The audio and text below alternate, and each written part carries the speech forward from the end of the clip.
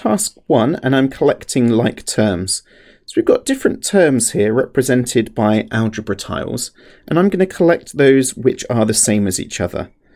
So we can see here we've got an x squared and we've got an x. Notice they're not the same. This is a height of 1 and a width of x. This one has a height of x and a width of x, so it's an x squared. So they're not the same, and you can see the tiles look different from each other. Again, this is an xy. It has a width here of x, but the height of it, as we can see from the y there, is y. So it's not the same as an x squared.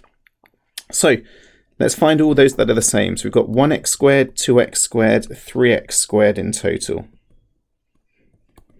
We've got one of these xy blocks, just one of them. We don't bother writing the one at front.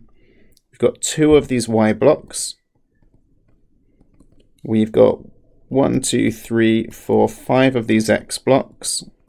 I should mark off the ones that I found. And finally, we've got 1, 2, 3, 4, 5, 6 of these 1 blocks.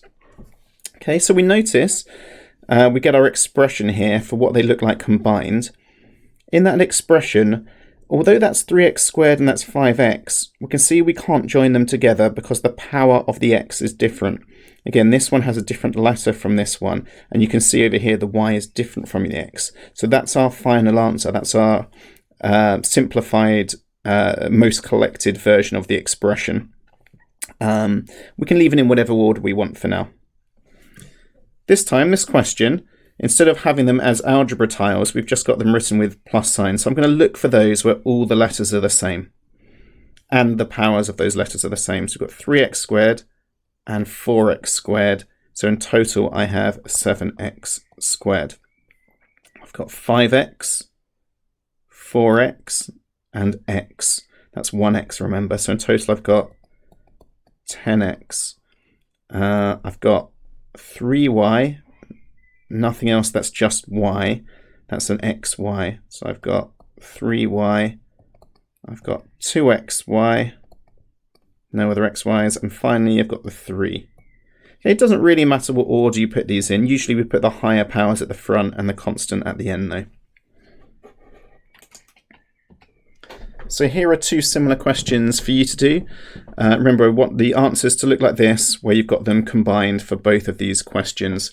Have a go in your book or on a piece of paper, pause the video, and then come back and look at the answer.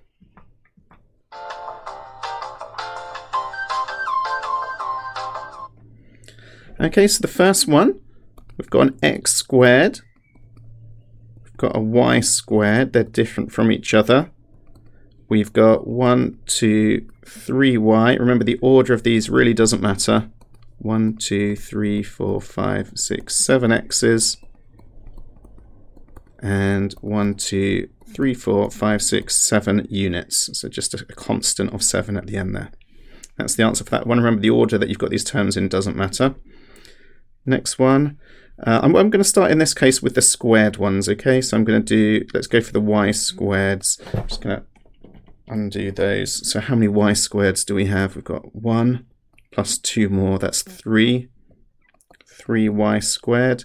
Let's look at the x squareds. We've got 3 plus another 4, that's 7x squared. 5x's plus 4 more plus 1 more, so that's 5, 6, 7, 8, 9, 10x's. And finally we've got that 3 there as well. Plus 3. Again, the order you've got these in doesn't matter too much. Generally, you want the ones with the higher powers first and the constant at the end, but really doesn't matter there. Tick it if you've got the same terms in a different order as well.